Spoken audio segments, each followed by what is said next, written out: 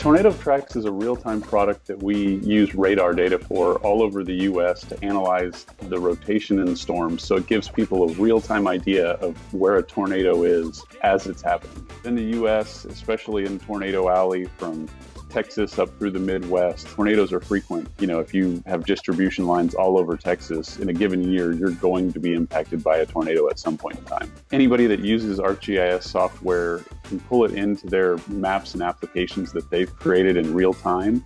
And that way they can see where any tornadoes may have impacted their infrastructure, which they've already mapped in their own applications. And that way they can, send people and equipment directly to the impacted areas as quick as possible. And they can also assess, if a tornado's crossed a road that may now be impassable, they make sure they send responders to those assets from the right direction.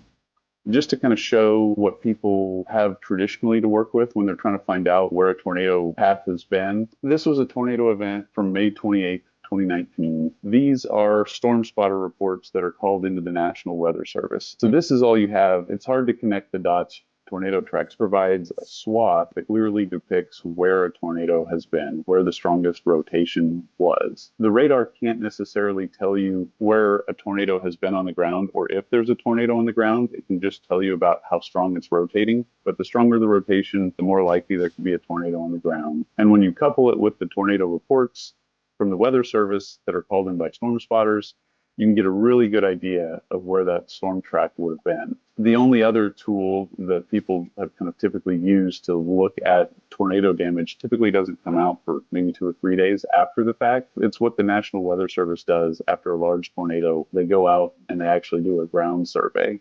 And so this is what they surveyed after the fact. The real tornado damage path is narrower, and it's typically on the right-hand side of the TornadoTrax polygon in the direction that the storm is moving. It's a unique product in that it's not something that you can find anywhere. It's something that we've put a lot of effort into quality controlling the data to create a real-time product, and then also to make it available as a data service for Esri users, but then anybody else that's doing any kind of GIS mapping applications can put the real-time data into their application.